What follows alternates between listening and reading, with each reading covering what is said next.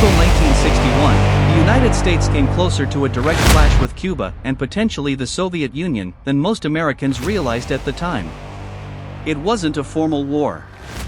Congress never voted on it. There was no declaration.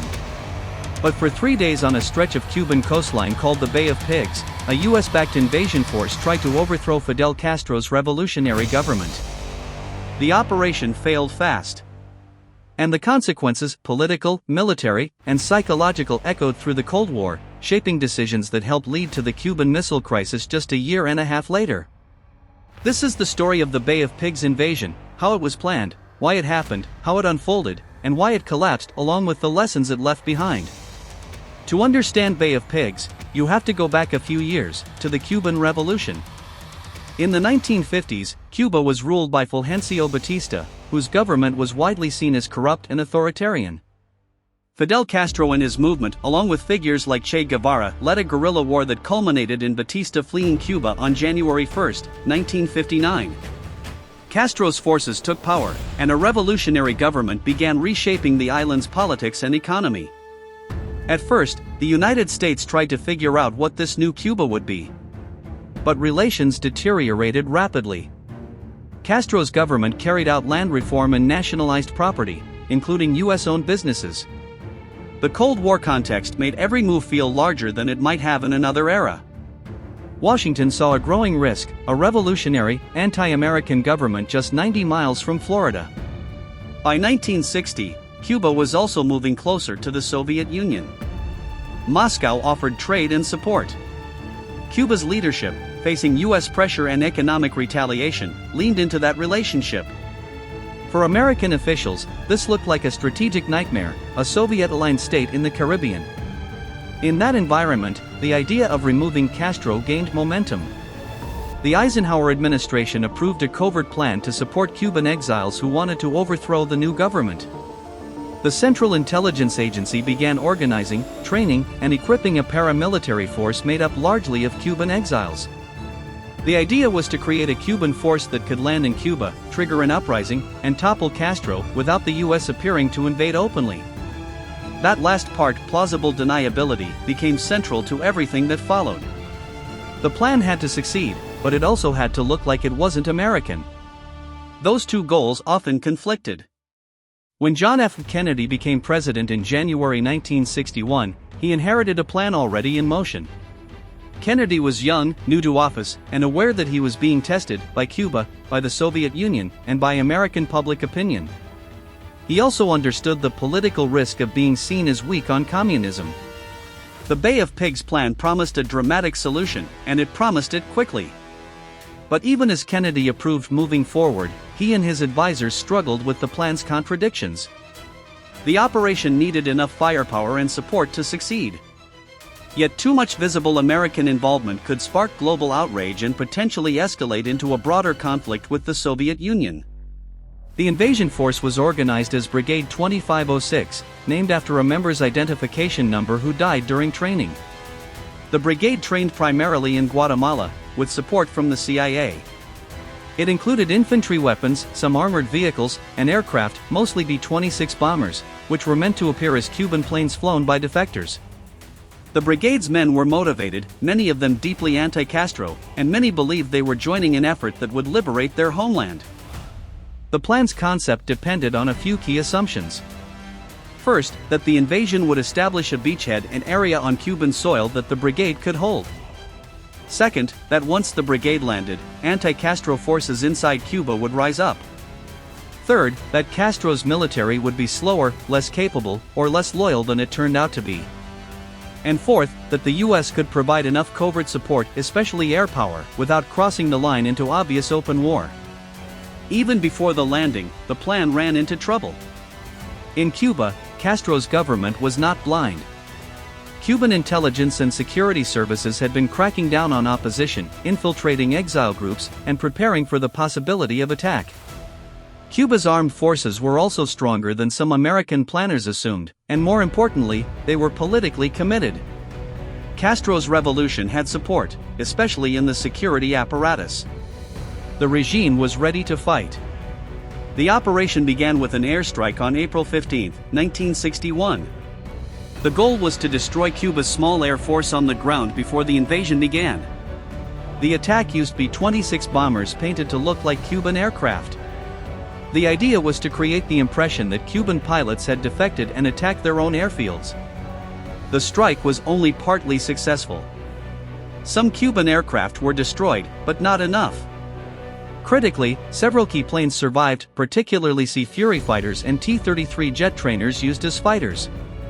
These surviving aircraft would play an outsized role in the invasion's failure. The airstrike also created political fallout almost immediately. The defector story did not convince the world. International attention and criticism rose. The US role looked obvious. Kennedy, worried about appearances, became even more cautious about providing overt support. And here the operation's internal contradiction tightened like a noose. The invasion needed air superiority. But the political need for deniability pushed the US to limit air operations. The result was that the invasion force went in without fully neutralizing Cuba's air capability, something that would prove fatal. On the night of April 16 to 17, Brigade 2506 moved toward Cuba and began landing in the Bay of Pigs area, on the south coast. The landing zone was chosen partly because it was relatively remote and because planners believed it offered defensible terrain. The area included swamps and difficult ground, like the Zapata Swamp, which planners hoped would limit how quickly Cuban forces could counterattack. But the terrain also limited the invaders. It made movement difficult. It restricted routes of escape. And it narrowed options if things went wrong. The invasion's main landing sites were Playa Girón and Playa Larga. From the start, there were problems. Some boats grounded on coral reefs. Equipment was delayed or lost. Communications were complicated. And perhaps most importantly, the invasion did not land quietly. Cuban forces and local militia responded quickly. The element of surprise was not enough. As dawn broke on April 17, Cuban aircraft that survived the earlier airstrikes began attacking the invasion fleet and landing zones. This was one of the operation's most decisive failures. The invaders had limited anti-aircraft capability, and their supply ships were vulnerable. Cuban aircraft attacked and sank or damaged key ships carrying ammunition, fuel, and communications equipment. When you picture the Bay of Pigs failure, it's easy to imagine it as a simple case of bad fighting. But much of it was about logistics. An invasion force lives or dies on resupply. Lose the ammunition and fuel, and even disciplined troops become trapped. On the ground, Brigade 2506 fought hard. They established positions, engaged Cuban forces, and tried to expand their beachhead. But they faced a rapidly escalating counterattack. Castro's government mobilized militia units and regular forces quickly. Cuban forces had the advantage of operating on familiar terrain, with short internal lines of communication. They could move reinforcements faster than the invaders could receive supplies. Castro himself moved to direct the defense and counterattack. Whether you view him as a revolutionary hero or an authoritarian leader, one thing is clear: he understood the political stakes. If he crushed the invasion quickly, he would not only survive, he would gain legitimacy. He framed the invasion as proof that the revolution was under imperialist attack, and he used it to rally supporters. Meanwhile, in Washington, Kennedy and his advisors were facing the nightmare scenario: the invasion was failing, and the world was watching. The brigade asked for more air support. The CIA and some military advisors believed stronger US air intervention could still turn the tide. But Kennedy feared that overt US involvement would trigger an international crisis and expose the US as invading Cuba. He also worried about Soviet reaction. The US did provide some air operations, but not enough and not consistently enough to establish control of the skies. This was a critical difference between a successful amphibious landing and a trapped force. Without air superiority, the invaders were vulnerable to both ground forces and Cuban aircraft. Their supply line remained fragile. Their ability to maneuver remained limited. By April 18, the situation was deteriorating quickly. Cuban forces recaptured key areas and pushed toward the landing sites. The invaders fought defensive actions, but the numbers and the momentum were against them. The hope for internal uprising did not materialize at the scale planners expected. Cuban security services had already weakened opposition networks, and many Cubans who might have been unhappy with Castro were not willing or not able to rise up in the middle of an invasion. On April 19, the end came. The brigade's positions collapsed under pressure. With limited ammunition and no secure route of retreat, many fighters surrendered. Some attempted to escape into the swamps. Others were captured near the beaches. The invasion had lasted about 3 days. In human terms, the brigade suffered significant casualties and captured personnel. For the men involved, it was a devastating outcome. Many believed they had been promised stronger support. Many felt abandoned. On the Cuban side, there were casualties as well, and the government presented the victory as a triumph against foreign aggression. The political impact was immediate and severe. For Kennedy, the Bay of Pigs was a humiliating public failure early in his presidency. He took public responsibility, but privately he was furious at the plan, at the assumptions, and at the way it was presented to him. The episode hardened Kennedy's skepticism toward optimistic intelligence assessments and groupthink. For Castro, the invasion was a gift. It allowed him to claim a dramatic victory against the United States. It strengthened his domestic position by rallying supporters and justifying crackdowns on opposition. It also pushed him closer to the Soviet Union. If the United States was willing to sponsor an invasion, then Cuba would seek stronger protection from Moscow. For the Soviet Union, Bay of Pigs was proof that Cuba was a frontline Cold War arena. It also suggested that Kennedy might be both cautious and vulnerable, cautious about escalation, but vulnerable to political embarrassment. That perception matters because it shaped how Soviet leaders, including Nikita Khrushchev, interpreted Kennedy's behavior in later crises. One of the most important consequences of Bay of Pigs is what it set in motion for 1962. After the invasion, Castro and Soviet leaders had strong reasons to believe another attack could come, perhaps larger, perhaps more direct. The Soviets began considering how to deter US invasion. In that chain of decisions, the placement of Soviet missiles in Cuba became thinkable. And that led, in October 1962, to the Cuban Missile Crisis, arguably the most dangerous moment of the Cold War. Bay of Pigs also had a lasting impact on American covert action culture. It reinforced both the appeal and the danger of covert operations. In theory, a covert operation offers a way to shape events without open war. In practice, secrecy can hide flawed assumptions and reduce accountability. It can create plans that are militarily risky because political leaders want deniability. And it can generate catastrophic failures when the covert part collapses in front of global cameras. So what went wrong, in simple terms? First, unrealistic assumptions. Planners expected a larger internal uprising, or at least widespread wavering within Castro's forces. That did not happen. Castro's government held firm. Second, air power and deniability.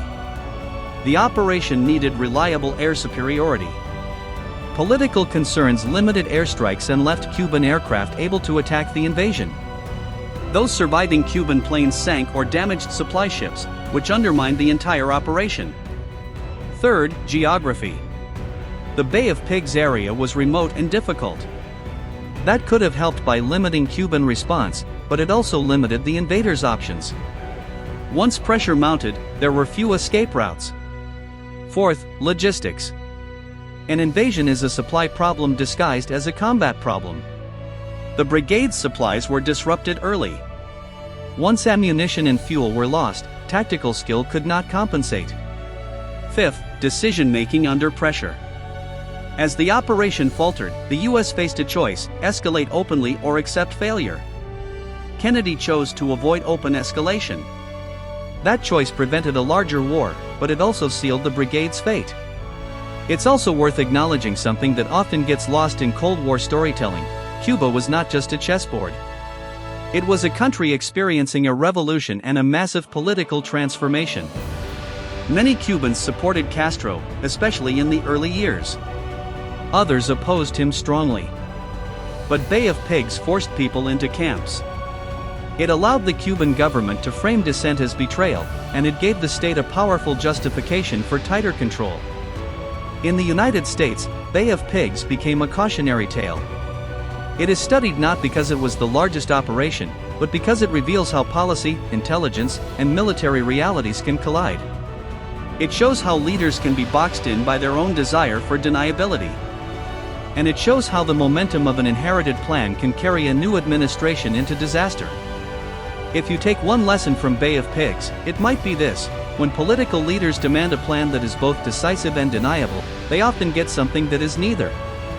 Real military success usually requires clear commitment and clear objectives. And even then, success depends on local realities, public support, geography, logistics, and the enemy's capability. Bay of Pigs did not topple Castro. It strengthened him. It did not weaken Soviet influence in the region. It increased it. And it did not prove American strength. It highlighted American limitations, especially the limits of covert action as a substitute for strategy.